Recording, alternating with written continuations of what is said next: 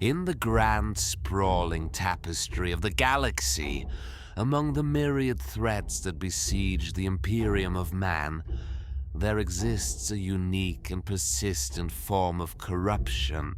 It is not the insidious whisper of chaos, nor the silent, soulless consumption of the tyrannid. It is a contagion of pure, unadulterated anarchy. A biological and technological heresy that grows in the dark, untamed corners of the void, festering like a wound that will not heal. We speak of the Orks, the Greenskins, a species that embodies the principles of entropy and violence, a race whose very existence is an affront to the ordered, sanctified laws of the universe as dictated by the Holy Terra and the Martian priesthood. To the common Imperial guardsmen, they are brutish savages, a tide of monstrous infantry armed with crude, unreliable weapons. To the strategist, they are an unpredictable and relentless foe. But to the deepest echelons of the Ordo Xenos and the Adeptus Mechanicus, the Orks represent a terrifying philosophical conundrum. They are a living refutation of established reality. This chronicle will serve as an examination of the Ork Gestalt, an in-depth analysis of their bizarre and paradoxical technology, their alien culture, and the savage philosophy that underpins their endless war. We shall peel back the layers of scrap metal and crude conjecture to gaze upon the impossible truth that allows this menace to not only exist, but to thrive. Let it be understood from the outset.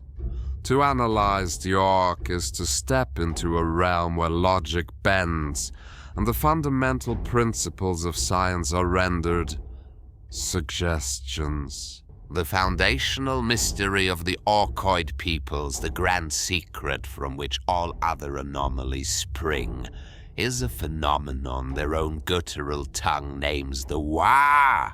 It is not a technology. It is not a religion in the human sense. It is an environment, a pervasive psychic field generated unconsciously by the very presence of Orks. Every member of the species, from the lowliest grot to the most immense warboss, is a psychic emitter, and their collective emanations coalesce into a gestalt consciousness that possesses the terrifying ability to warp reality itself. Xenobiologist analysis, compiled from dissected specimens and harrowing field observations, posits that the Orks are no accident of evolution. Fragmentary evidence, recovered from the ruins of worlds devoured by their green tide millennia ago, suggests they are the ultimate biological weapon, engineered by a long-vanished civilization known only as the Painboyz, or in some apocrypha, the Old Ones. It is believed these ancient masters encoded this psychic potential deep within the Ork genetic code, creating a warrior race that could weaponize its own belief. This psychic field, this Waaagh energy, does not manifest as the focused, mind-shattering powers of an Eldar Farseer or a Librarius Astartes. It is a diffuse, latent force, a collective subconscious that imposes the Orks' primitive, aggressive expectations upon the material universe. It is the reason a crude pipe filled with explosive fungus and a nail, a weapon that should, by every tenet of the Kult Mechanicus, be an inert piece of junk, can function as a lethal firearm. It functions because the orc wielding it believes with every fiber of his being that it will function. The intensity of this reality-bending field is directly proportional to the number of orcs gathered and the pitch of their collective aggression. A lone orc may find his weapon sputters and fails. A mob of a dozen will see their crude engines roar to life. A warband of thousands can power machines that defy physics. A planet-consuming Waaagh of billions can generate a psychic hurricane so potent that it can influence stellar phenomena and tear at the very fabric of the immaterium. At the heart of this technological ecosystem stand the architects of the impossible, the Mekboyz. These are orcs who possess an innate, genetically programmed understanding of engineering. Their knowledge is not learned through tutelage or study of STC templates. It is an instinct, a know-how that blooms in their minds like a fungus. From a young age, a Mekboy is driven by an obsessive compulsion to build, to modify, to customize. They see not scrap metal, but potential. They hear not the clang of a hammer, but a symphony of creation. A Mekboy does not require schematics. His mind is filled with intuitive blueprints for weapons of deafening violence and vehicles of terrifying speed. He is a conduit for the Waaagh, his hands shaping the base desires of the orc horde into functional, physical forms. He will take a pile of salvaged plasteel, the engine from a wrecked Imperial chimera, the wing of a crashed orc fighter, and through a process of brutal, percussive maintenance, he will forge a new engine of war. This process is a blasphemous parody of the sacred rites of the Adeptus Mechanicus, where a tech priest beseeches the machine spirit with incense and litany. The Mekboy simply batters the machine into submission. There is no spirit to appease, but the collective will of the orcs themselves. The Mekboy acts as the high priest of this technological cult, and his creations are its idols. The more orcs who behold his contraption and believe in its power, the more potent and reliable it becomes. It is a symbiotic relationship. The Mekboy builds the totems, and the faith of the mob empowers them. Numerous after-action reports submitted by bewildered tech magi recount the same frustrating phenomenon. Captured orc technology, when removed from the battlefield and the proximity of its creators, often ceases to function.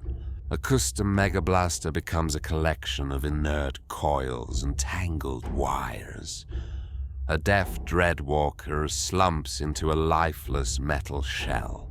In the sterile environment of a Mechanicus laboratory, dissected from the psychic lubrication of the Waaagh, these devices reveal themselves for what they are: illogical, non-functional assemblies of scrap. Yet on the battlefield, under the gaze of 1,000,000 believing orcs, that same deaf dread can tear a predator tank in half. This is the core tenet of orc science. Belief is the ultimate catalyst. Let us now begin our examination of the specific manifestations of this principle, starting with the foundational tools of orc infantry. The most common among these are the so-called auto-weapons of the Greenskin arsenal, a broad category encompassing the standard ballistic firearms, the Shooter, is the archetypal Ork rifle. It is a large, heavy, and brutally simple automatic weapon, prized for its sheer rate of fire and the deafening noise it produces, a factor of no small importance to the Ork psyche. A typical shooter is a ramshackle assembly of a firing mechanism, a barrel, and a magazine, often appearing as if it were constructed from salvage. To the eye of a trained armorer, it is a nightmare of poor tolerances, questionable metallurgy, and non-existent safety features. Yet, in the crucible of the Waaagh, it spits a torrent of solid slugs capable of shredding lightly armored infantry. The principle is not precision, but volume. The Ork philosophy of marksmanship is to fill a given section of the battlefield with so much ammunition that hitting the enemy becomes a statistical inevitability. A more personal and brutish variant is the Sluggas. This is the Ork equivalent of a sidearm, a heavy, single-handed pistol designed for close-quarters firefights. It is even cruder than the shooter, often little more than a pistol grip attached to a short barrel and a firing chamber. The Sluggas is favored by Orks who intend to charge into melee, allowing them to fire wildly as they close the distance before bringing their choppers to bear. Its effectiveness, like all Ork projectile weapons, relies heavily on the psychic field. A Sluggas might misfire, jam, or even explode in the hands of a lone greenskin, but in the heat of a charge, surrounded by thousands of his bellowing kin, it becomes a reliable instrument of short-range slaughter. Beyond simple ballistics, the Mekboyz' ingenuity extends to more elemental forms of destruction. Consider the Burnas, the Ork analog for the Imperial flamer. Where an Imperial flamer is a carefully constructed device designed to project sanctified promethium, the Burnas is a far more volatile and unpredictable weapon. It typically consists of a fuel tank containing a noxious, unstable chemical cocktail brewed by the Mekboyz, connected by a simple hose to a pilot light and a nozzle. These chemical fuels are often a bizarre mixture of squick oil, volatile fungus spores, and stolen promethium, creating a concoction that burns with ferocious, uncontrolled heat. The true terror of the Burnas, however, lies in its dual purpose. In the hands of a Mekboyz, the focused flame of the weapon can be used as a cutting torch or a welder's tool, allowing for battlefield repairs and modifications. This versatility makes the Burnas boys, who wield them both frontline shock troops and vital support assets in the Ork war machine. Their creations are at once tools of war and instruments of further chaotic creation. For a more direct application of incendiary punishment, there exists the Burnas bottle. This is the Ork equivalent of a Molotov cocktail, but in typical greenskin fashion, it is far less stable.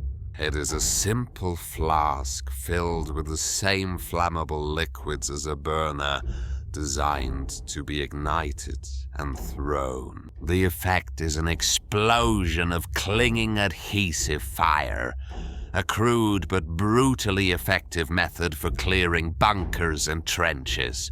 While their ranged weaponry is fearsome in its volume, it is in the crucible of melee that the Ork truly excels. Their instinct for close-quarters brutality is reflected in their vicious hand-to-hand armaments. The most iconic and feared of these is the power Klaw, This is the Ork perversion of Imperial Power Fist technology. A massive, articulated claw powered by humming energy fields and crude, oversized pistons. An Imperial power weapon, such as a power sword or power fist, functions by sheathing the striking surface in a matter-disrupting energy field, allowing it to carve through armor with ease. This requires sophisticated field generators and precise energy modulation, technologies perfected by the Adeptus Mechanicus over millennia. The Ork power claw achieves a similar result through brute force and psychic amplification. The energy field it generates is unstable, crackling, and dangerously chaotic. It does not slice cleanly. It tears, rips, and shears through plasteel and ceramite with horrifying force.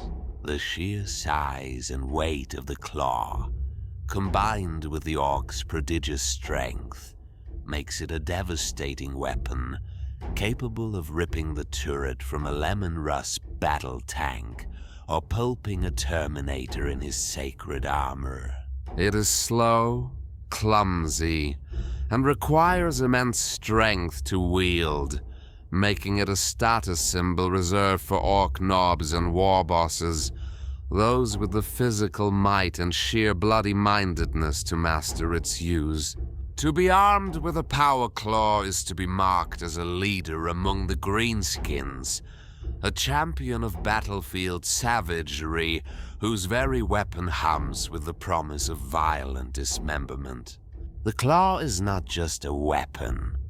It is a declaration of intent, a physical manifestation of the Ork desire to dominate and destroy through overwhelming personal force. The Orkoid obsession with personal violence naturally finds a larger, more mobile expression as their numbers swell and the Waaagh intensifies. The Mekboyz are driven to create not just weapons, but platforms for those weapons. This instinct gives rise to the vast and anarchic fleets of Ork war vehicles, a clattering, smoke-belching tide of mechanized insanity that is central to the Greenskin way of war.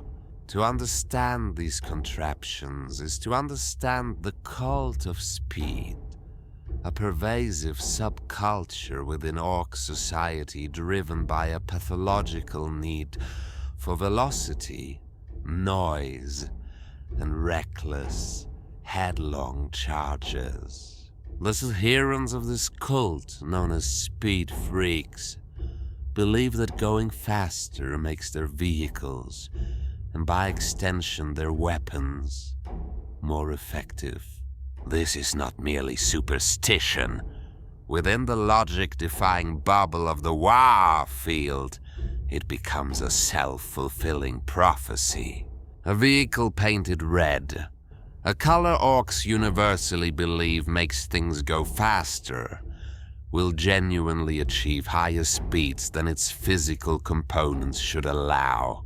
This principle, as absurd as it sounds, is a recurring and verified observation in Ordo Xenos field reports.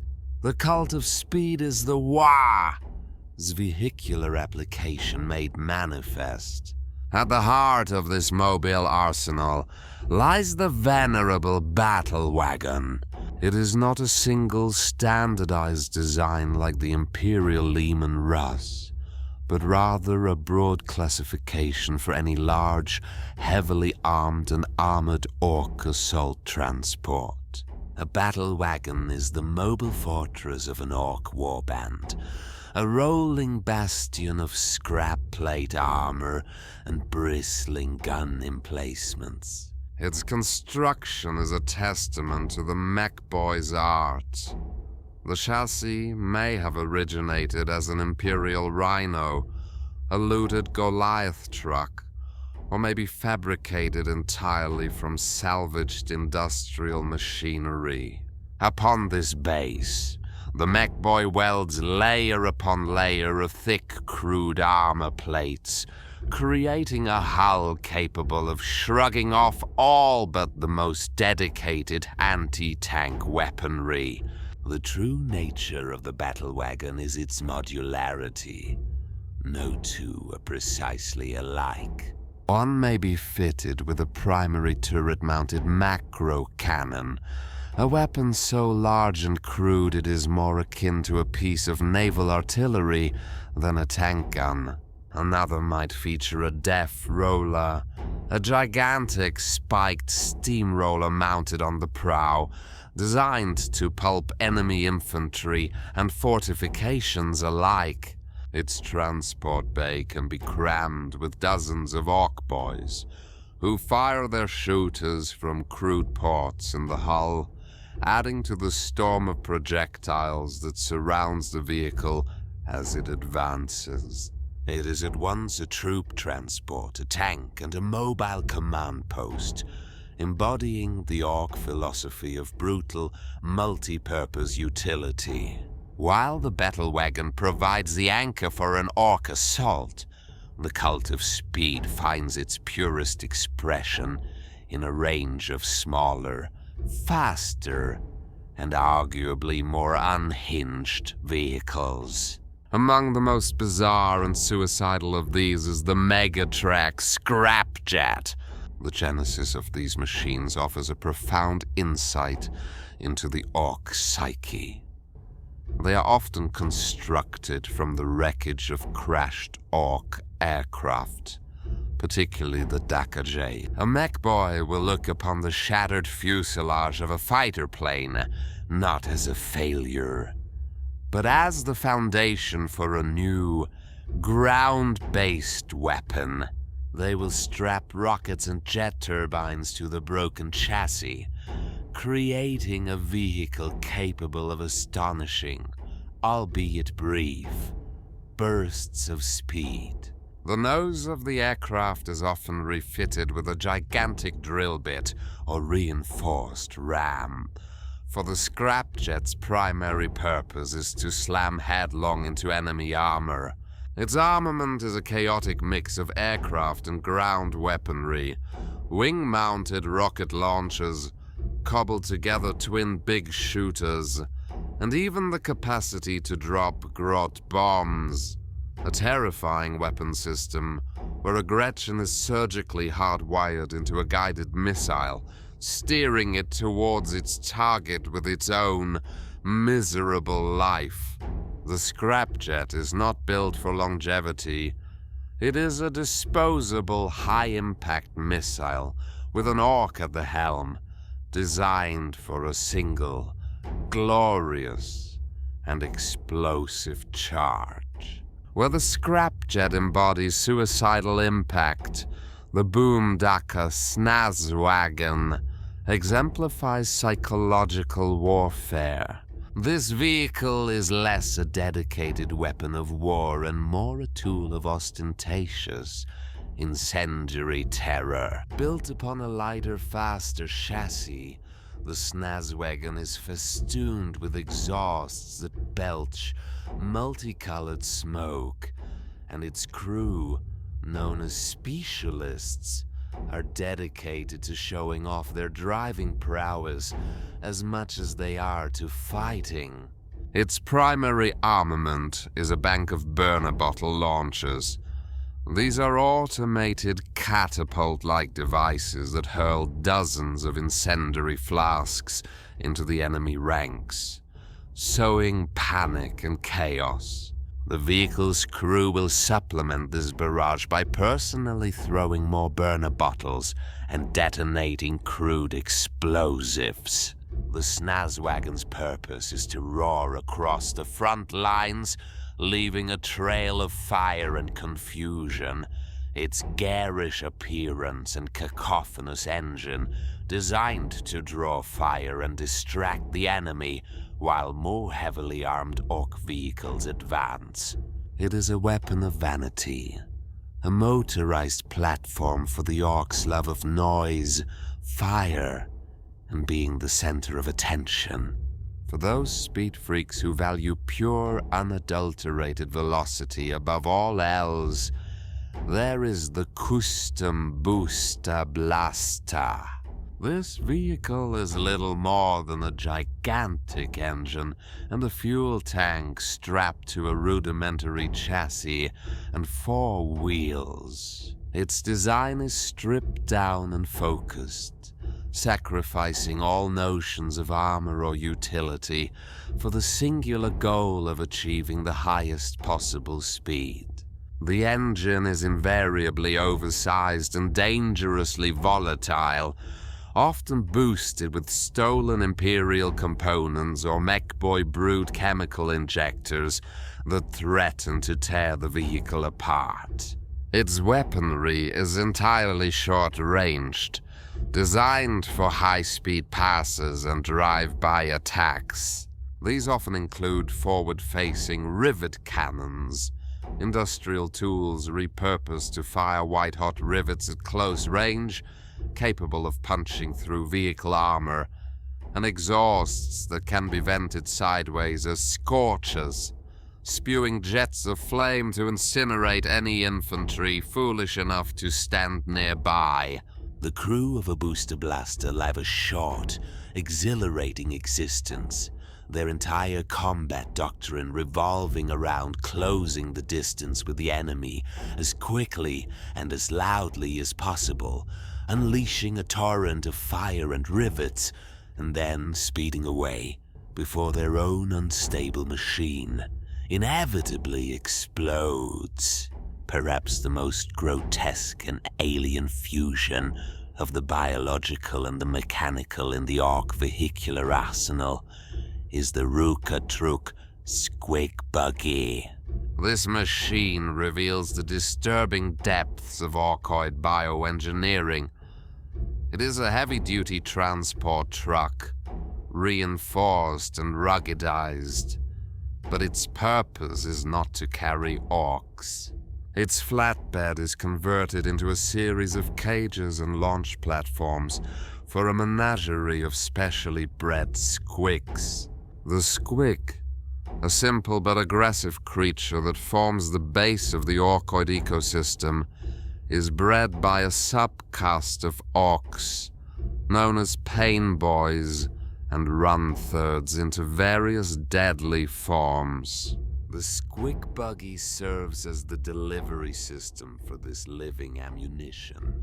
It is armed with a heavy squig launcher, a powerful pneumatic cannon that fires these creatures as living projectiles. There are bitey squigs, which will savage anything they land near, bile squigs, which have been force-fed a cocktail of corrosive acids and explode on impact in a shower of filth, and even explosive squigs, which have been turned into little more than walking bombs. The crew of the Rooka-Trook are specialists in squig wrangling, using long prods and nets to load the correct type of creature into the launcher for the desired tactical effect. It is a form of artillery that is utterly alien to Imperial understanding, a living, squirming, and deeply unsanitary bombardment. The squig boogie is a rolling testament to the Orks' complete disregard for any perceived boundary between creature and machine, using their own perverse biological sciences to create ever more horrific weapons of war. It represents a syncretic horror, a perfectly Orkoid solution to long-range fire support that is as disgusting as it is effective. The horizontal violence of the Cult of Speed is but one vector of Ork mechanized assault. There exists another, more vertical and arguably more terrifying expression of the Mekboyz craft, the Walker. These machines are a direct reflection of the orc form itself, hulking, bipedal, and built for smashing. Where a speed freak desires to outrun his enemy, the pilot of a walker wishes to stand astride the battlefield, to crush his foes underfoot, and to embody the stomping, indomitable presence of the orc gods themselves. This branch of orc engineering begins with the smallest and most pitiable of their walkers, the Killer Khan. A Killer Khan is a light bipedal assault vehicle, typically standing between 10 and 15 feet tall. It is a roughly cylindrical or barrel-shaped chassis, mounted on 2 piston-driven legs, armed with a variety of weapons. Yet its most distinguishing and grotesque feature is its pilot. For a Killer Khan is not piloted by an orc. It is crewed by a grot. The Gretchen or grot is the diminutive servile subspecies of the orcoid race. They are cowardly, weak and subjugated, serving their larger cousins as slaves and servants and occasionally emergency rations. However, a Mekboy will sometimes reward a particularly cunning or useful grot by promoting it. This promotion involves surgically removing the grot from its pathetic existence and hardwiring its brain and nervous system directly into the control systems of a Killer Khan. The grot is permanently sealed within the machine's armored shell, its limbs amputated, its senses fed by crude audio-visual sensors. This process invariably drives the grot pilot insane. Trapped in a powerful metal body, flooded with newfound strength and an arsenal it could never have imagined, the grot becomes a creature of pure, spiteful rage. The Killer Khans are thus notoriously unpredictable. They will surge forward in manic charges, their pilots gleefully unleashing torrents of firepower, only to be paralyzed by cowardice or distracted by a new, more interesting target.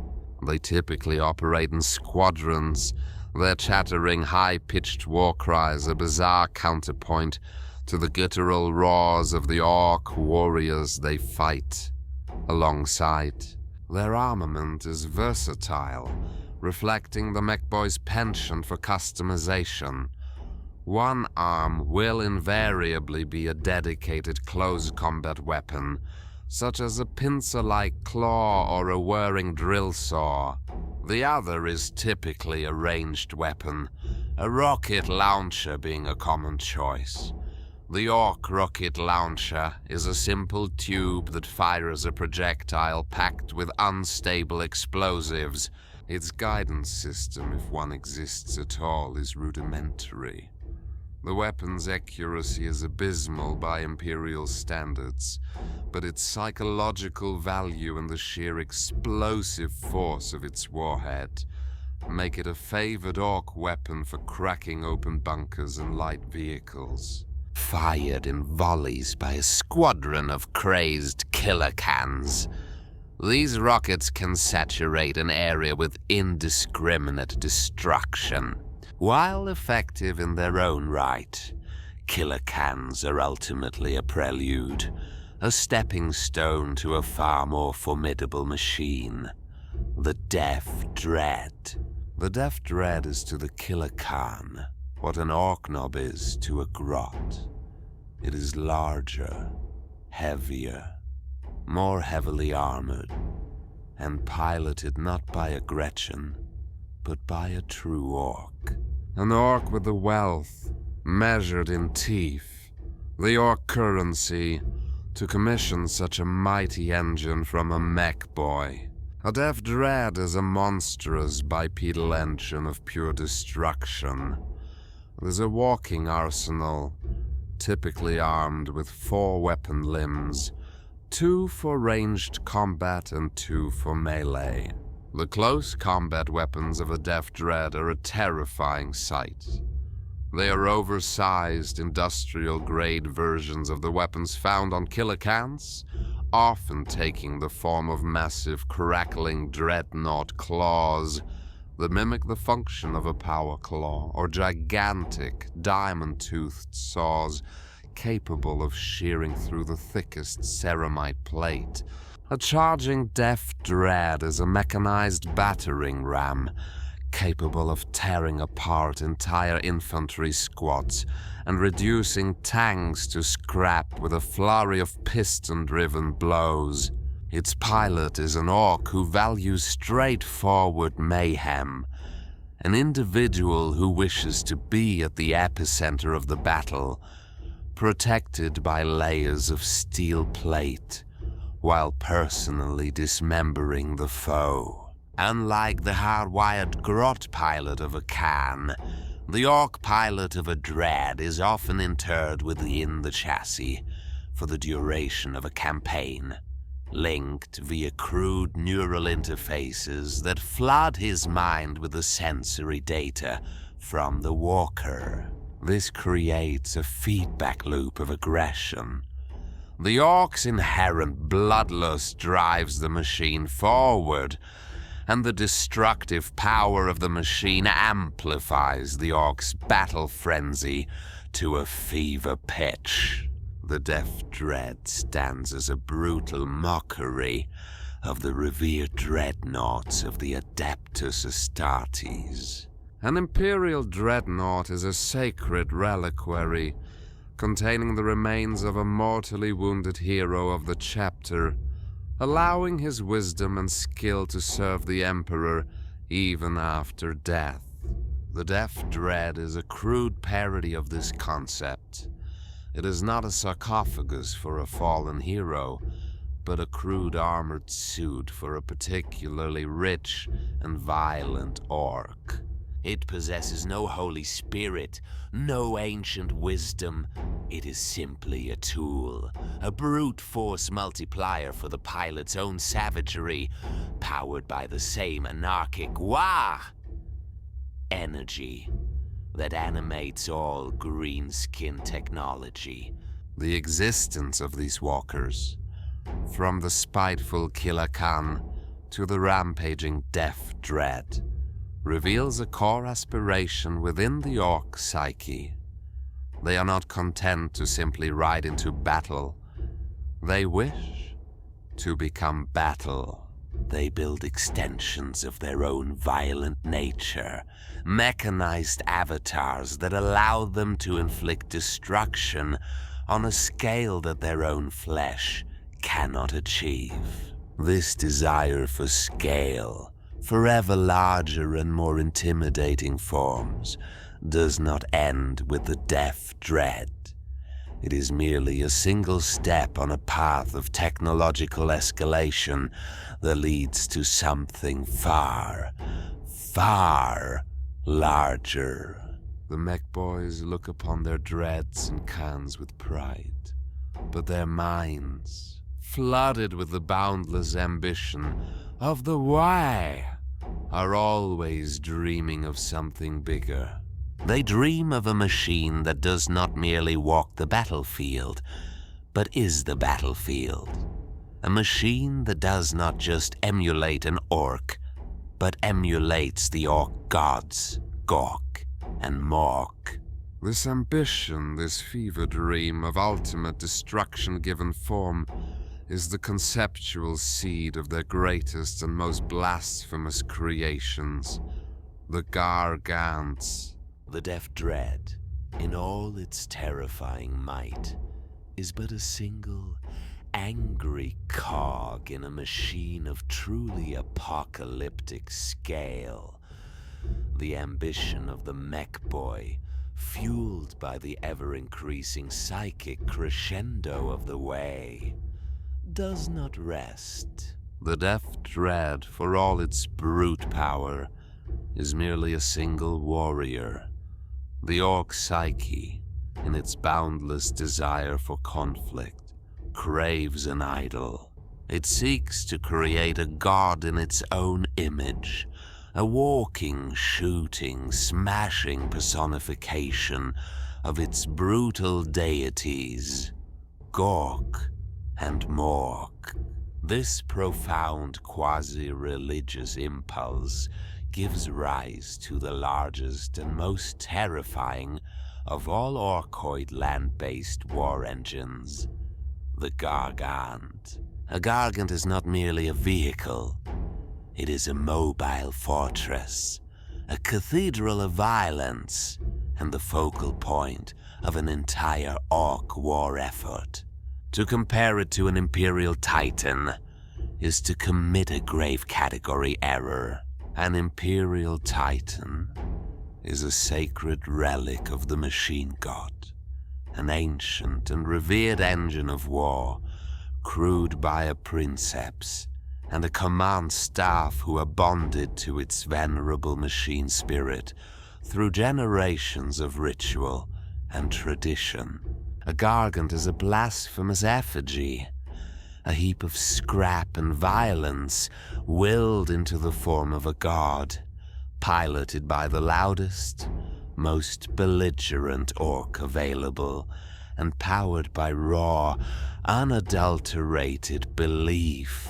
The construction of a Gargant is a monumental undertaking that can unify an entire orc empire. It is overseen by a big mech, a Mekboyz of such skill and renown that his visions of mechanized destruction command the respect of even the most powerful war bosses. The construction site is a maelstrom of activity, a continent-spanning scrapyard where millions of grots and orcs labor under the mech's tyrannical direction. The raw materials are anything and everything the orcs can salvage. The hulls of wrecked starships, the skeletal remains of defeated enemy titans, the plasteel girders of ruined hive cities, even small asteroids dragged from orbit, all are repurposed and welded into the Gargant's colossal form. The final result is an abomination of engineering, a towering anthropomorphic monstrosity that crudely mirrors the form of an orc. Its head is a jagged command citadel, bristling with sensors and gun emplacements. Its torso is a vast armored bastion, and its limbs are thick, piston-driven pillars capable of propelling its immense weight across the battlefield. The entire structure is covered in layer upon layer of crudely welded armor plates, adorned with savage glyphs, grinning orc faces, and the skulls of defeated foes. It is a walking monument to orc savagery, as much a tool of psychological terror as it is a weapon of war. The armament of a Gargant is a chaotic and terrifying arsenal, limited only by the Big Mech's fevered imagination. The primary weapons are typically immense, ship-grade cannons. One arm will often mount a gaze of Mork, a fantastically powerful energy weapon that unleashes a beam of pure, destructive force. Its counterpart, the snout of Gork, is usually a battery of enormous projectile cannons, collectively known as the belly cannon. These are essentially scaled-up macro cannons, weapons typically reserved for naval engagements, firing shells the size of small ground cars. Their accuracy is predictably atrocious, but their purpose is not surgical precision. It is to erase entire sections of the enemy battle line in a single, earth-shattering volley. Beyond these primary weapons, the Gargant superstructure is a dense thicket of secondary and tertiary armaments. Countless big shooter and rocket launcher batteries stud its hull, providing a constant, saturating barrage of fire against infantry and light vehicles. Some Gargants are equipped with even more esoteric weaponry, so-called mech specials, that represent the pinnacle of the Mekboyz craft. A prime example is the Lifter-Dropper, a terrifying gravitic weapon that generates a powerful tractor beam. It can seize an enemy tank, lift it hundreds of feet into the air, and then release it, letting gravity complete the work of destruction. For close quarters engagement, a Gargant is equipped with a colossal Ripper Fist, or Gargant Klaw. These are scaled-up versions of the Deff Dread's combat weapons, monstrous power claws capable of tearing the head from an Imperial warlord titan or reducing a fortress wall to rubble. The Gargant is a threat at any range, a walking apocalypse that brings a multifaceted and overwhelming destructive capability to the battlefield. The internal workings of a Gargant are a vision of hell, as described in the few and fragmented accounts from Imperial agents who have witnessed one up close. It is not the clean, sanctified command deck of a Titan, but a cramped, filthy, and deafeningly loud factory floor. Legions of grot slaves scurry through its corridors, feeding ammunition into the giant cannons and desperately patching damaged systems. Mekboyz run along gantries, hammering at recalcitrant machinery and rerouting power with showers of sparks. The command is not held by a disciplined princeps, but by an Ork captain, typically a powerful nob who has earned the right to steer the god machine. He bellows orders through a series of speaking tubes and kicks recalcitrant crew members into action. His command style is crude and direct as the machine he pilots. Furthermore, a Gargant serves as a transport. Its cavernous belly can house hundreds of Ork boys, who are disgorged from massive assault ramps in its legs or torso once it reaches the heart of the enemy lines, turning the Gargant into a mobile beachhead from which a fresh tide of greenskin warriors can pour forth. None of this would be possible without the lubricating effect of the Waaagh fields. A Gargant is the ultimate testament to the power of Ork belief. Its disparate, often contradictory systems are held together by the collective psychic will of the Horde.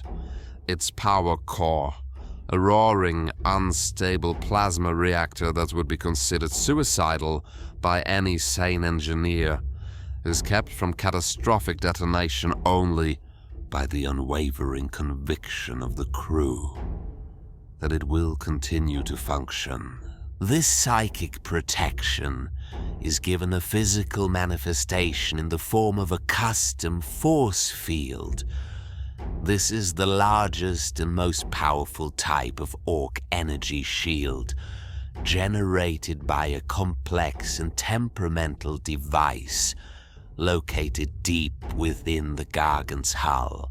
Unlike the precise void shields of an Imperial Titan, which absorb and dissipate energy, the custom force field is an unstable bubble of crackling energy that can deflect incoming fire through sheer, brute psychic force. It is unreliable, prone to flickering, and can collapse without warning. But when it works, it can turn aside even the most powerful land strikes and ordnance shells. The Gargant walks into battle protected by a shield woven from its own belligerent confidence. It is, in every conceivable sense, a god of the battlefield, made real by the faith of its followers. The Gargant, in its towering godlike majesty, represents the apex of Orkoid ambition on a planetary scale. It is the master of the terrestrial battlefield. But the Orc psyche knows no such terrestrial limits. When a Waaagh reaches a certain critical mass, consuming the resources and biomass of an entire world, its gaze inevitably turns upward, towards the void. The greenskin imperative to fight and to conquer compels them to cross the silent gulfs between the stars, and for this, they require vessels. Yet the Orks do not build starships in the conventional sense. They do not craft elegant frigates or disciplined battleships. Instead, in a final, terrifying apotheosis of their engineering philosophy, they turn the very planets and asteroids into engines of war. This celestial engineering begins with the crudest and most direct instrument of Orc interstellar travel, the rock. A rock is not so much a spacecraft as it is a hollowed-out asteroid, retrofitted with the bare essentials for a voyage through the void. A big mech, having ascended to the rank of a Mekboyz by the sheer scale of his vision, will select a suitable asteroid, often many kilometers in diameter. This rock is then infested with Orc industry. Vast caverns are carved into its core to serve as hangar bays, crew quarters, and ammunition stores. The rock is propelled by a collection of gigantic, unstable plasma rockets and, most terrifyingly, a crude and barely understood warp engine. Unlike the Gellerfield-protected warp drives of Imperial vessels, which navigate the treacherous currents of the immaterium with a modicum of safety, the Orc warp drive simply rips a violent, screaming hole in the fabric of reality and plunges through. Thus journeys are fraught with peril, often resulting in the rock's destruction or its emergence into reality millennia, of course. But to the Orc mind, this is an acceptable, even exhilarating risk. The primary function of a rock is not subtle. It is the ultimate expression of a charge. It is aimed at a target world and propelled to its destination, becoming a guided, world-ending meteor. Its impact is an extinction-level event, striking a planet with the force of millions of nuclear warheads, shattering continents and boiling oceans. The initial cataclysm, however, is merely the prelude. From the burning crater, amidst the ash and fire, the true payload emerges, millions of Orc warriors having survived the impact through a combination of crude stasis fields and their own unbelievable resilience, pour forth to slaughter any survivors. The rock is not merely a weapon. It is an invasion delivery system of the most brutal kind. Yet even the awesome planetary devastation of the rock is but a temporary measure, a tool for a single cataclysmic assault.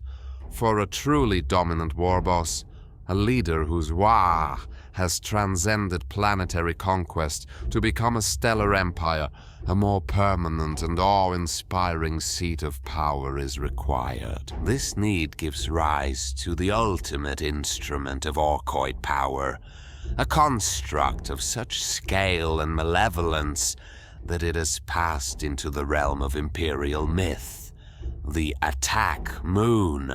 An attack moon is precisely what its name implies. A celestial body, often a small natural moon or a captured planetoid of significant size, that has been completely and utterly converted into a mobile battle station. It is the mobile capital of a greenskin empire, the throne world of a warlord of galactic significance, a threat on the level of the arch-traitor Horus himself. The resources and manpower required to create such a thing are staggering, demanding the focused efforts of billions of orcs over centuries of relentless labor. The entire celestial body is hollowed out, its core replaced with a network of power generators, engine rooms, and Mekboyz workshops the size of continents. Its surface becomes a fortress, bristling with weapon emplacements of a size and power that dwarf even those of a Gargant. Immense gaze of Mork cannons, capable of cracking a continent with a single blast, are mounted as primary batteries. Banks of macro cannons, larger than any found on an Imperial battleship, provide a dense screen of anti-fleet firepower. Swarms of smaller Ork escort vessels and attack craft boil from its hangar bays, creating a protective fleet that can engage and overwhelm even the most powerful of battle fleet flotillas. The entire moon is protected by a colossal custom force field, a moon-sized energy shield generated by the combined psychic output of its teeming orc population, a bubble of belief capable of deflecting the fury of a planetary bombardment. An attack moon is a self-contained world, home to billions upon billions of orcs. It is a complete ecosystem of violence, with its own internal hierarchies, its own warring tribes, and a society entirely geared towards the maintenance and operation of this celestial weapon. To command such a station is to be a warlord of the beast, an orc of such power and influence that his Waaagh is a galactic-level threat, capable of challenging the segmentum fortresses of the Imperium, and even, as history has so horrifically shown, Holy Terror itself. The most profound and terrifying capability of an attack moon, however, is not its conventional weaponry, but its mastery of large-scale teleportation. Deep within the moon's core, the big mechs construct teleporters of an impossible scale. These devices, powered by reactors that tap into geothermal and psychic energies, can transport vast armies, including legions of Gargants, directly from the moon's hangars to the surface of a besieged planet. This allows the Orks to bypass planetary defenses entirely, initiating a ground invasion from within the enemy's own fortifications. But this is merely the tactical application. The true strategic horror of the attack moon's teleporter was demonstrated during the War of the Beast, one of the darkest periods in Imperial history, in a display of technological heresy that still haunts the High Lords of Terra. The Orc warlord was able to teleport not just his armies, but the entire attack moon itself. It vanished from the void and reappeared in a fraction of a second in high orbit above Terra. This act represents the absolute pinnacle of Orc technology, the ability to move a world as if it were a single soldier, to place a gun the size of a moon against the head of humanity's sacred home world. It is a capability that should not exist. It defies every known law of physics and energy conservation as understood by the Adeptus Mechanicus. The power required to teleport an object of such mass is beyond calculation. That it is possible at all is the final, undeniable proof of the Waagh's power. The attack moon does not move according to the laws of science. It moves because the billions of orcs upon it, united in a singular, overwhelming moment of aggressive intent, believe that it can. It is the ultimate triumph of the Orc Gestalt, a weapon that holds entire star systems hostage, a mobile harbinger of a green tide that threatens to extinguish the very light of civilization. The attack moon represents the zenith of the Orkoid capacity to manipulate the inanimate universe, to impose its will upon cold steel and dead rock. Yet this same instinctual gene-encoded know-how is not limited to the Mekboy and his forge. It manifests in other specialized forms throughout the Greenskin ecosystem, most notably in the caste of Orks, who turn their invasive, modifying gaze not upon machines of war, but upon the very flesh and blood of their own kind. These are the surgeons, the butchers, the bioengineers of Orc society, known to their brethren as the Painboyz, or, more colloquially, the Dogs. A Painboy is to medicine what a Mekboy is to engineering. He possesses no formal training, no understanding of sterile procedure or cellular biology. Instead, he is driven by an innate and deeply unsettling fascination with surgery. He feels an overwhelming compulsion to cut, to saw, to stitch, and to improve the bodies of other orcs. This is not typically born of a desire to heal in the human sense, but rather from a morbid curiosity to see what happens when he, for example, attaches a third arm or replaces a leg with a pogo stick to a Painboy. A fellow orc is not a patient to be mended, but a canvas for his grotesque art. His tools are a terrifying parody of a chirurgeon's implements. They consist of oversized, rust-flecked saws, brutal-looking choppers for amputation, massive syringes filled with glowing unknown fluids, and crude prosthetic limbs often hastily cobbled together from scrap. The Painboy's attendants are usually Gretchen, whom he outfits with medical-themed paraphernalia, creating grot orderlies or scab nurses who assist in restraining the patient and handing the doc his bloody tools. That any orc survives a visit to a Painboy is a miracle that defies all sane medical doctrine. A procedure conducted with unsterilized instruments, without anesthetic, and based on the mad whims of the practitioner should, by all rights, result in immediate death from shock, blood loss, or subsequent infection. Yet orc physiology is unbelievably resilient.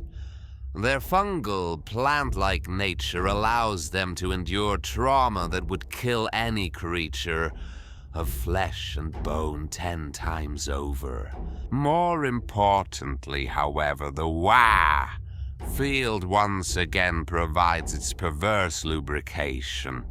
A procedure succeeds because the Painboy, with the unshakable confidence of a true artist, believes it will succeed. The patient, if he survives the initial agony, will often share this conviction. And so the crude stitches hold, and the transplanted organ, against all logic, begins to function. This unholy intersection of Mekboy engineering and Painboy surgery reaches its ultimate expression in the creation of the cyborg. A cyborg is an orc who has sustained such catastrophic injuries that a significant portion of his body has been replaced with mechanical prosthetics. He is a walking, bellowing fusion of greenskin flesh and scrap metal technology, a testament to the Ork belief that anything broken can be fixed with enough rivets and brute force. The creation of a cyborg is a harrowing process. When an Ork of sufficient standing, a nob or a warboss, suffers a mortal wound, such as having a limb blown off or his skull caved in, he is not left to die. He is dragged, roaring and bleeding, to the workshops where the local Painboyz and Mekboyz converge. What follows is a collaborative act of brutal reconstruction. The Painboy attends to the fleshy parts, sawing off mangled tissue and stitching wounds with thick gut string. Simultaneously, the Mekboy constructs the replacements, forging new limbs from steel plates and powering them with noisy, smoke-belching pistons. These bionic replacements are not the sleek, subtle augmetics of the Adeptus Mechanicus, designed to seamlessly replicate the function of the lost limb. They are crude, oversized, and brutally functional. A lost arm may be replaced with a pneumatic claw. A shattered jaw is exchanged for a hinged steel trap studded with iron teeth. A crushed leg is substituted with a heavy, stomping piston that gives the cyborg a lurching, intimidating gait. Sometimes, weapons are directly integrated into the body, a forearm replaced with a Shootas, or fingers replaced with the nozzles of a Burnas. The resulting creature is a monster even by Ork standards. He is a patchwork of scarred green flesh and leaking oil-stained machinery. He's heavier, stronger, and significantly more durable than a normal Ork. The thick steel plates bolted directly to his skull and torso provide him with a form of built-in armor, allowing him to shrug off blows that would fell his fully biological comrades. Like all Ork technology, these bionics function through a combination of crude mechanics and psychic belief. The cyborg's new eye is not a sophisticated optical sensor, but a glass lens with a Gitfinder squig wired up behind it. Its primitive brain somehow translating light into a signal the Orks can comprehend. The piston limb does not interface with the nervous system through microfiber relays. It responds because the Ork wills it to move, and the Waaagh field makes it so. This reliance on belief makes the cyborg's enhancements prone to failure, but also capable of feats of strength and resilience that their mere mechanical components should not permit. The cyborg represents a profound philosophical statement. To the Orks, there is no meaningful distinction between flesh and machine. Both are merely tools to be used, repaired, and upgraded in the service of war. The body is not a sacred temple, as taught by the Imperial creed, nor is it a weak and fallible vessel to be perfected by the pure logic of the machine, as the tech priests of Mars believe. To the Ork, the body is just another part of his war gear. A chopper can be sharpened, a shooter can be customized, and an arm can be replaced with a better, stronger, noisier metal one. This casual disregard for biological integrity is, in its own way, as terrifying as the grand celestial weapons of the Waaagh. It demonstrates a complete absence of concepts that other races hold sacred: sanctity of life, fear of mechanization, the separation of the organic and the synthetic. The cyborg is the embodiment of this philosophy, a walking, killing monument to the idea that in the endless, brutal calculus of war, everything is a resource, everything is a weapon, and nothing is more important than being the biggest, the strongest, and the last one standing.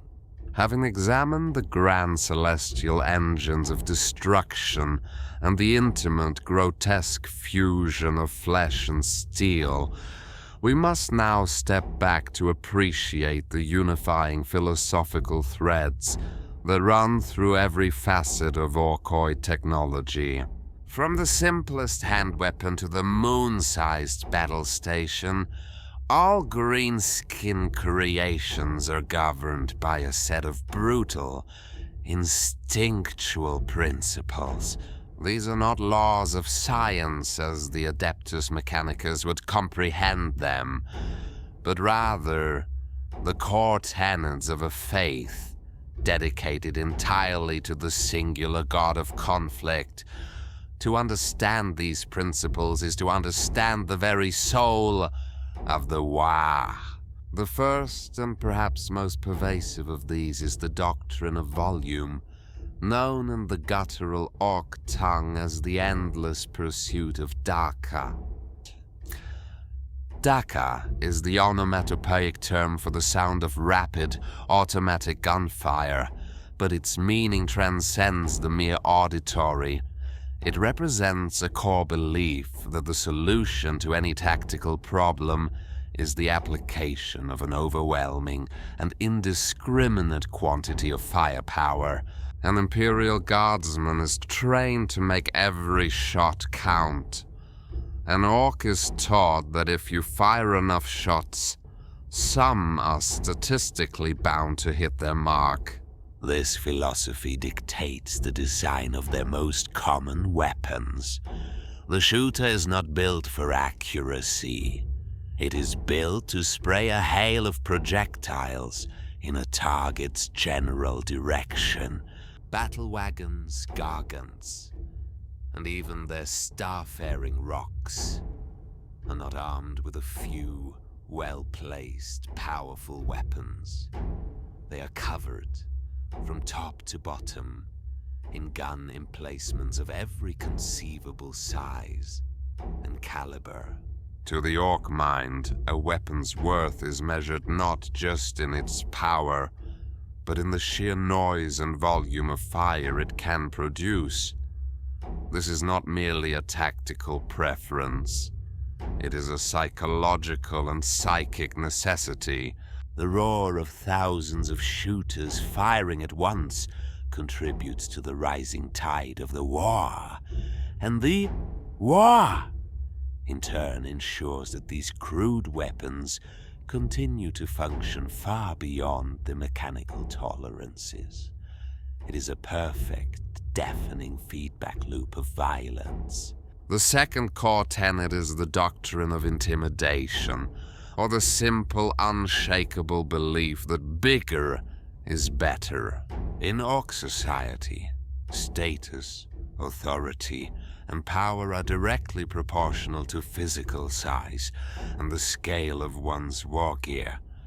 A war boss is always the largest Ork. His weapons are the largest.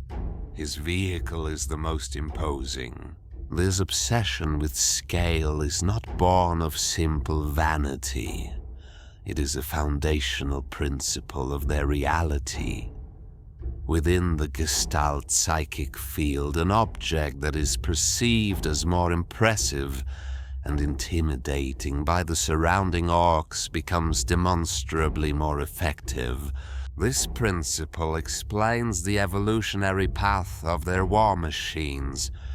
A Deff Dread is more powerful than the Killer Khan, not just because it has bigger guns, but because its greater size commands more psychic investment from the Horde, making its pistons stronger and its armor tougher. This logic escalates to its ultimate conclusion in the Gargant. The Gargant is a weapon of immense power, precisely because it is a weapon of immense size. Its towering form is an idol that focuses the Waaagh of an entire army, its divine stature making it more than the sum of its scavenged parts. It crushes the enemy underfoot, but it also inspires the Orks to a greater frenzy, thereby strengthening the very field that sustains it. The attack moon is this same principle applied on a cosmic scale, a weapon so vast that its very existence can cow a star system into submission before it has fired a single shot. Third, we must consider the doctrine of unstable creation, a principle one might call the custom imperative. The Imperium of man reveres the standard template construct. The STC is holy, its designs immutable, its perfection a matter of faith. To deviate from the sacred templates is tech heresy. The Ork Mekboy operates on the opposite principle. To a mech, no design is ever truly finished. Every weapon, every vehicle, every engine is a canvas for modification, for customization.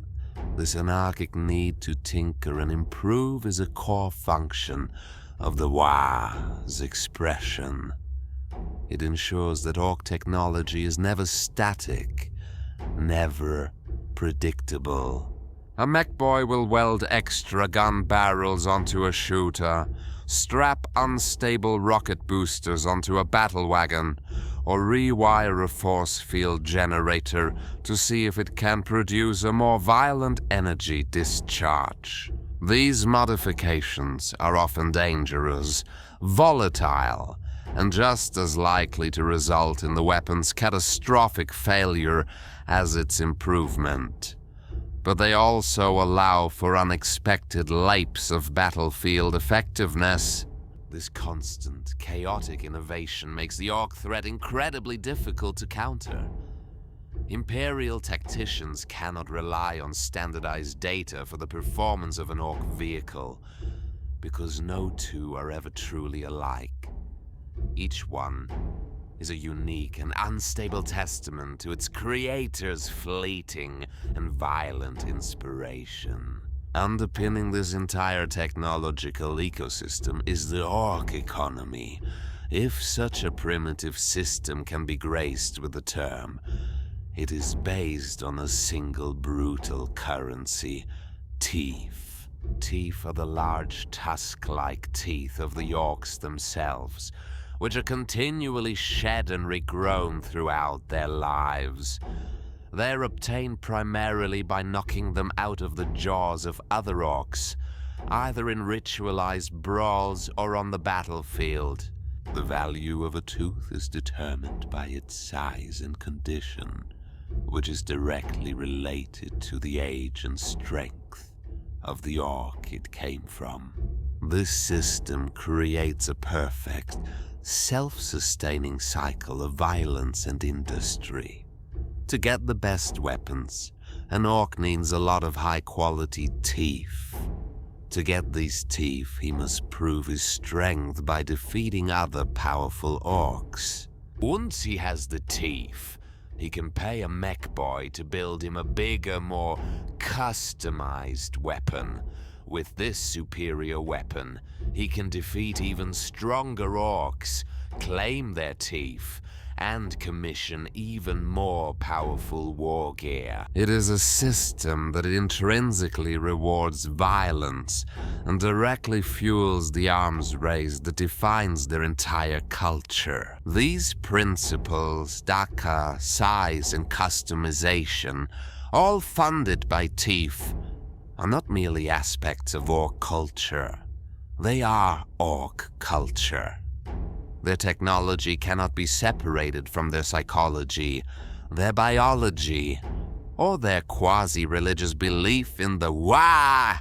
It is a holistic and terrifyingly efficient system for perpetuating conflict, the sole purpose of an orc is to fight.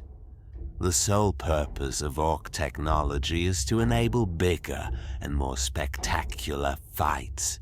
This, in turn, generates a more powerful Waaagh, which allows for the creation of even more absurd and reality-defying technologies. It is a spiral of escalation with no logical endpoint, save for a galaxy consumed by endless, joyous, and utterly pointless war. The foundational doctrines of orc technology, its obsession with volume, scale, and chaotic customization, find their most parasitic expression in the greenskin practice of looting. The Orc Empire is not a self-sufficient industrial power in the manner of the Imperium. It is a predatory ecosystem that feeds on the technological achievements of other races. Any enemy weapon, vehicle, or piece of war gear that survives a battle is seen not as refuse, but as a prime candidate for assimilation and improvement. This process is most starkly illustrated in the case of a looted Leman Russ. The Leman Russ battle tank is a cornerstone of the Astra Militarum, a rugged and reliable war machine built from a sacred STC pattern. To the tech priests of Mars, it is a holy artifact. To an orc mechboy, it is a promising chassis. When the Leman Russ is captured, it is dragged back to the orc workshops and subjected to a process of profound technological violation. The complex, spirit-placated systems of the Imperial original are unceremoniously torn out. The precise targeting cogitators, the delicate communications arrays, the sanctified engine core, all are discarded in favor of crude, orc-built equivalents. The mechboy will then begin the process of orcifying the vehicle. Extra layers of mismatched scrap plate are welded to the hull, adding weight and the semblance of increased durability. The turret is often modified or replaced entirely to house a larger, louder, and less reliable orc cannon. Additional sponsons are bolted onto the chassis, bristling with big Shootas and rocket launchers. The engine is tinkered with souped up to belch more smoke and make more noise, often at the cost of stability. Finally, the entire machine is slathered in a coat of garish paint, adorned with clan glyphs and intimidating symbols. The result is a perversion of the original design. It is heavier, less reliable, and far less accurate than the noble machine it once was. And yet, it functions, propelled by the psychic lubrication of the Waaagh. This corrupted relic of the Mechanicus thunders into battle, its captured spirit howling in agony as it is forced to serve the greenskin cause.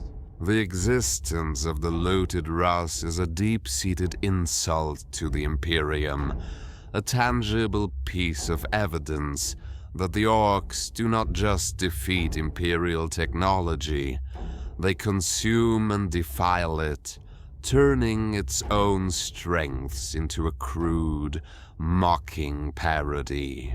This parasitic relationship with the technology of other races is mirrored by an equally bizarre and exploitative relationship with their own subordinate biology, specifically the endless and varied uses of the creature known as the squig. The squig is a primitive, aggressive life form that occupies the lowest rung of the orcoid ecological ladder. To the orcs, it is at once a source of food, a form of currency, and most importantly, a living, breathing technological component. We have discussed the Rookatruk squig buggy, which uses these creatures as a form of living artillery. But this is only the beginning of their application. The Squig Launcher and its larger cousin, the Heavy Squig Launcher, are common weapons found on vehicles and wielded by specialized infantry units. These pneumatic cannons do not fire inert shells, but specially bred squigs, each cultivated for a specific and gruesome purpose. There are common bitey squigs that will mindlessly attack anything they land near. More advanced are the bile squigs, which are force-fed corrosive acids until their bodies are little more than living sacks of chemical weaponry designed to explode on impact.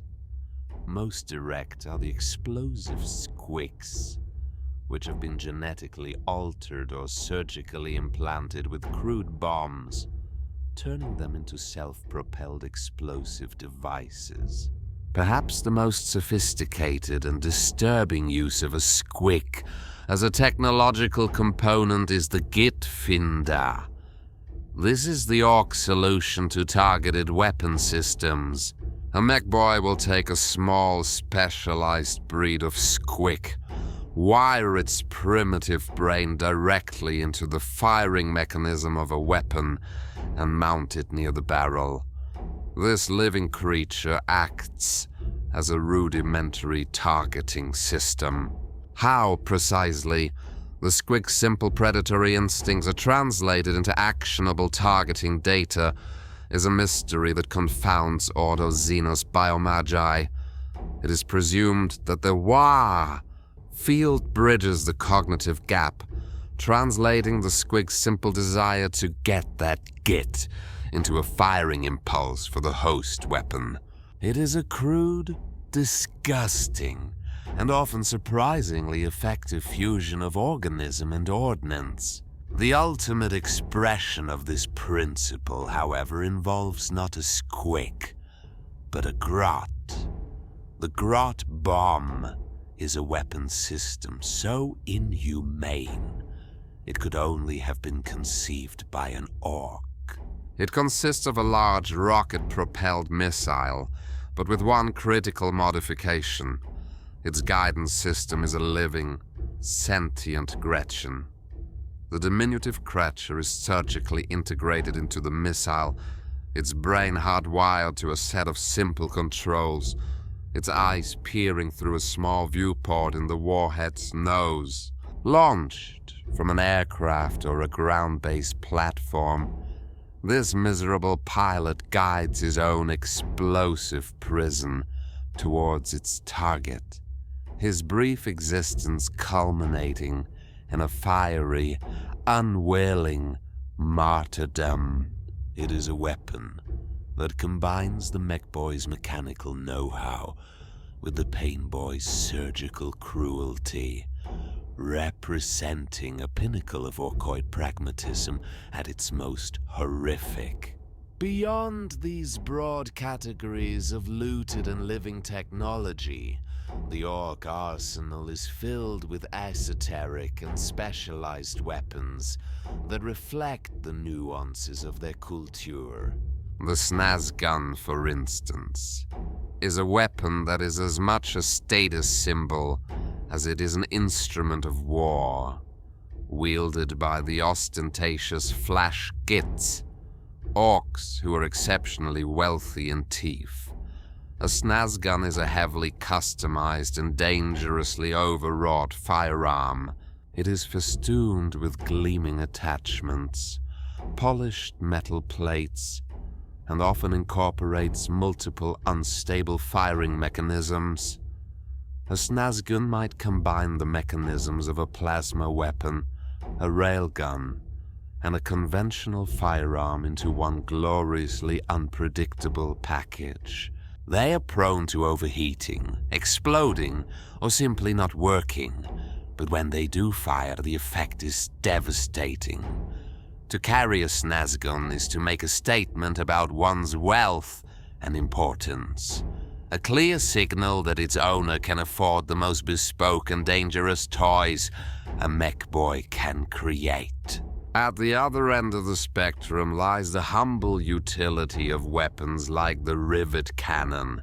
This weapon, often seen on the custom booster blaster, is a perfect example of battlefield improvisation. It is, at its core, an industrial tool used for construction, repurposed for violence. It fires heavy, white-hot rivets at close range, with enough force to puncture the armor of light vehicles and infantry. It speaks to a core tenet of Ork invention. There is no distinction between a tool and a weapon. Anything that can be used to build can also be used to destroy, and the Orks see no reason to differentiate between the two functions. Their entire technological base is a single, integrated system of construction and deconstruction, all serving the endless cycle of war. Even the lowest members of their society, the Gretchen, are armed. The Grot Blasta is a small, crude handgun, essentially a scaled-down Sluggas. It is cheap to produce, inaccurate, and prone to jamming. Yet millions of grots are armed with them and sent scrabbling into battle. Their individual contribution is negligible, but their purpose is to add to the glorious all-encompassing storm of Daka. Every shot, no matter how insignificant, adds to the noise, the chaos, and the psychic energy of the Waaagh. In the Ork way of war, there are no non-combatants. There are only warriors of varying sizes and varying degrees of effectiveness. The material creations of the Orks, from the humble Sluggas to the continent-raising Gargant, a tangible proof of their perverse ingenuity. But the influence of the Waaagh field extends beyond the mere manipulation of matter. In its most potent manifestations, it allows the Greenskins to tamper with the fundamental forces of the universe, to create localized effects that mimic, and in some ways surpass, the most advanced and sacred technologies of the Imperium. We speak here of their mastery over energy fields, teleportation, and the treacherous currents of the warp itself. These are not technologies born of understanding, but of a raw, instinctual imposition of will upon reality. First, let us consider the Ork approach to defensive energy shielding. The Imperium relies upon void shields and gala fields, complex and venerable technologies that require precise calibration and the chanting of holy litanies to function. An Ork Mekboy, seeking to protect a precious vehicle or a powerful war boss, approaches the problem with his typical brutal directness. He constructs what is known as a custom force field. The generator for such a field is a nightmarish assembly of humming crystals, overloaded power cells, and whirring gyroscopes, all lashed together with thick cables and sparking wires. To the analytical eye of a Mekboyz, the device is a bomb waiting to detonate, a nonsensical collection of parts with no coherent scientific principle. And yet, it works. When activated, the generator does not create a stable, invisible barrier like an Imperial void shield. Instead, it projects a crackling, visible bubble of raw energy, shimmering with green lightning and rippling like disturbed water. This field is the physical externalization of the Orks' collective belief in their own invulnerability. It is a shield woven from pure arrogance. Incoming projectiles do not dissipate against it. They are often deflected at bizarre angles, or they simply cease to exist as they cross its threshold. The field's effectiveness is directly proportional to the psychic output of the Orks it protects. A small field around a warbus might flicker and fail, while the custom force field of a Gargant, powered by the belief of its entire crew and the surrounding army, can turn aside firepower capable of leveling a city. The great weakness of this technology is its inherent instability. The field is prone to sudden overloads, often resulting in a catastrophic explosion that destroys the generator and everything nearby. It can flicker and die without warning if the Orcs' morale wavers or their attention is diverted. It is, in essence, a temperamental and unreliable defense. But this unpredictability is also its strength. Imperial commanders cannot plan around it. A salvo that should destroy an Orc battlewagon might be inexplicably negated, while a single, lucky shot might bypass the shield entirely. It is a technology of chance and belief, a perfect reflection of the Orc psyche. Even more audacious than their manipulation of energy is their brutal mastery of teleportation. The Imperium treats teleportation with the utmost gravity. It is a dangerous and sacred art, requiring arcane machinery and the guidance of the navigator houses to conduct with any degree of safety. The Orcs, predictably, approach it with reckless abandon. Their teleporter technology is another creation of the big mechs, typically taking the form of a large glyph-covered platform humming with barely contained power. The Orc method of teleportation does not delicately unspool a subject into the immaterium and re-spool it at its destination. It violently punches a hole through reality, shoves the subject through with colossal force, and hopes it re-emerges somewhere in the vicinity of the target location. The process is horrifically imprecise and fraught with danger. Orcs have been known to materialize inside solid rock, fuse with their fellow passengers, or turn completely inside out.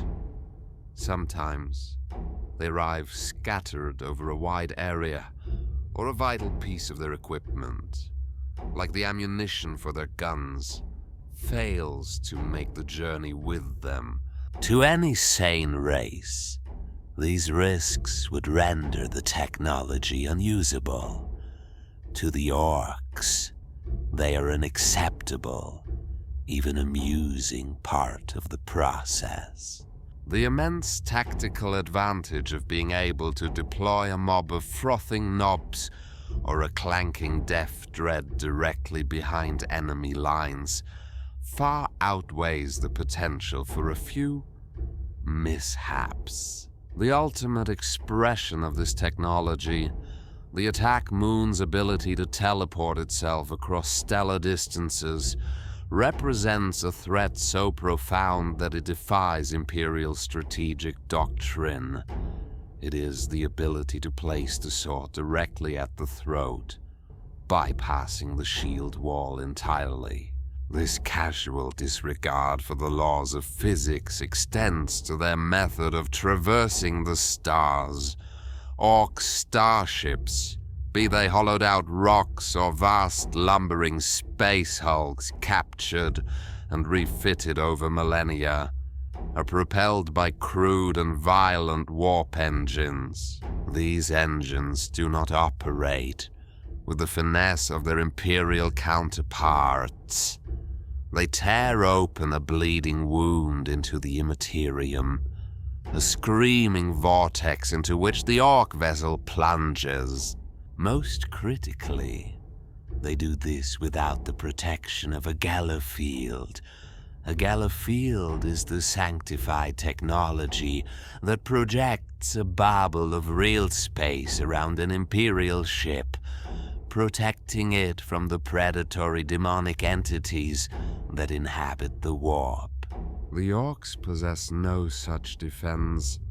Their ships are exposed to the full maddening horror of the Empyrean. That they are not instantly destroyed or their crews driven to gibbering insanity is a testament to two things. First, the Ork mind is so simple, so robustly aggressive and lacking in subtle imagination that the psychic horrors of the warp have little purchase on it. An Ork sees a demon not as a soul-devouring entity of cosmic terror, but as another big thing to fight. Second, the Waaagh. Field itself provides a form of passive, chaotic protection.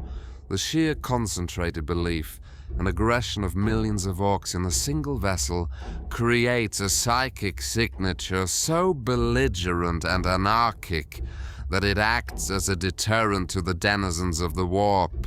Navigation is an even more heretical affair. The Imperium's ability to navigate the trackless void of the warp depends entirely on the unique mutated psychers known as navigators. The Orks have no such asset.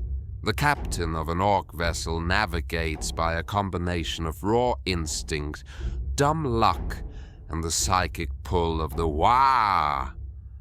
He steers his ship towards the psychic glow of large concentrations of other Orks, or towards the galactic-scale psychic disturbances caused by massive conflicts. He is not plotting a course. He is scenting a brawl across the void. This method is incredibly imprecise, often resulting in Ork fleets arriving decades or centuries late, or in entirely the wrong star system.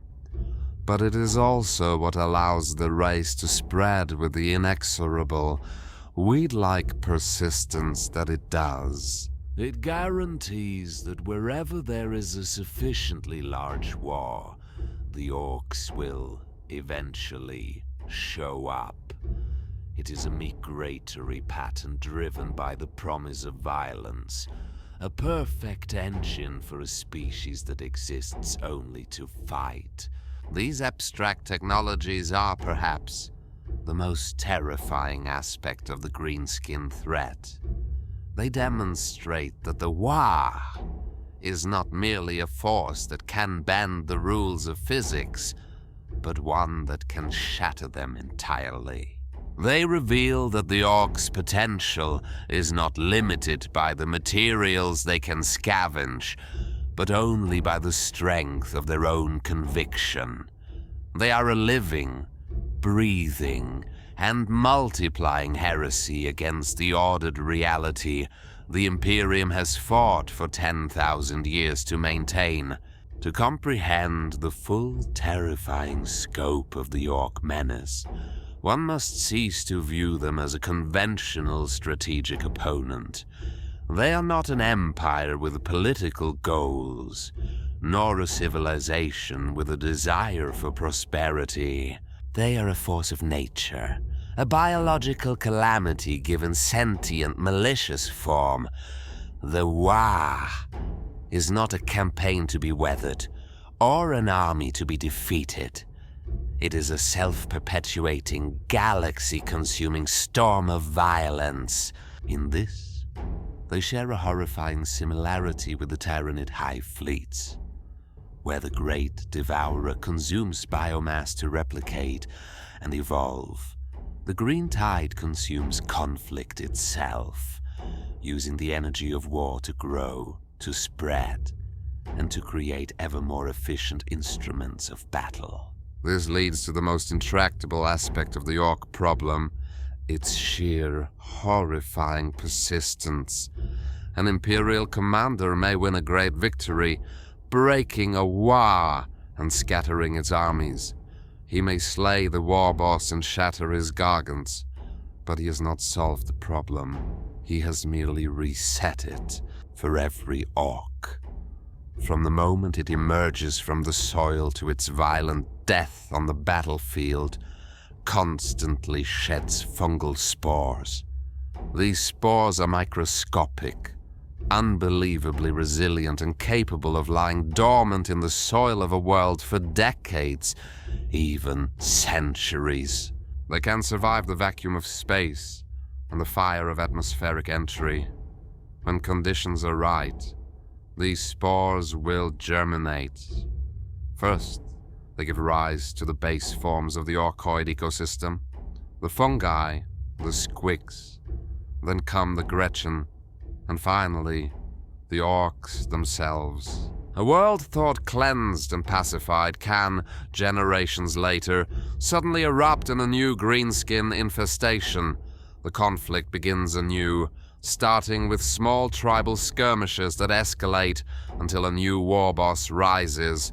A new Waaagh is declared, and the cycle of planetary consumption begins once more. This makes the Ork threat fundamentally impossible to eradicate through conventional warfare. Even the ultimate sanction of the Imperium, the Exterminatus, is not a guaranteed solution. While it may scour a planet's surface of all life, spores embedded deep underground or launched into orbit on fragments of the shattered world can survive, carrying the seeds of the green tide to new, unsuspecting planets. The Orks do not need to win any single war. They only need to fight it, for in the simple act of fighting, they plant the seeds of the next one. They are an eternal, recurring blight upon the stars. Ultimately, however, the Orks represent a threat far more profound than the merely physical. They are a philosophical contagion, a living, breathing refutation of the core tenets upon which the Imperium of Man is founded. The Imperium is built upon a foundation of order, hierarchy, and unyielding tradition. It is a vast, baroque bureaucracy that seeks to control every aspect of human existence, from the highest High Lord to the lowest manufactorum serf. The Orks are the antithesis of this. They are pure, unadulterated anarchy. Their society is a chaotic, meritocratic brawl where the only law is that of brute force. They are a mirror held up to the Imperium, showing it a vision of existence without structure, without order, and without purpose beyond the moment's violent impulse. This ideological conflict is most acute in relation to the Adeptus Mechanicus. The cult of the machine god is predicated on the belief that knowledge is ancient, sacred, and finite. The greatest technological truths were discovered in the dark age of technology, and the holiest duty of a tech priest is to recover and preserve these lost standard template constructs. Innovation is heresy. Understanding comes from the painstaking study of what has come before. The Orks are a living blasphemy against this creed. Their Mekboyz do not learn. They know. The blueprints for their impossible machines are not studied, but are encoded in their very genes. They do not revere ancient designs. They tear them apart and slap them back together in new and unpredictable configurations. The fact that this method works is the most terrifying heresy of all. It proves that understanding is not a prerequisite for creation. It demonstrates that the universe can be manipulated not just by the cold, hard logic of sanctioned science, but by the raw, emotive power of belief. Every time a shooter fires when it should be inert, every time a Gargant takes a step powered by a reactor that should have melted down, every time a custom force field deflects a land strike, it has no right to stop. It is a spit in the face of the machine god.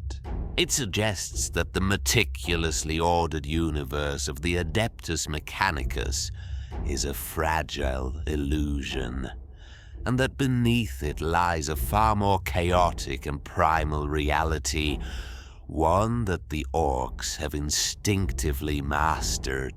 And so, we are left with a final chilling conclusion. The Orks, in all their brutish, savage, and seemingly primitive glory, may well be the most perfectly adapted and successful life form in a galaxy defined by endless war. Their biology, their psychology, their technology, and their culture are a single brutally efficient and self-replicating engine of conflict. They do not suffer from doubt or existential dread. They do not fear death. They do not build monuments for posterity or strive for a utopian future. Their only desire is to be present for the biggest fight the universe can offer, and if one is not available, they will gleefully start it themselves. They are the green tide, a force of nature that rises and falls, but never truly recedes. They are the ultimate embodiment of war for war's sake, a species whose every breath and every invention is a prayer to its twin gods of Gork and Mork.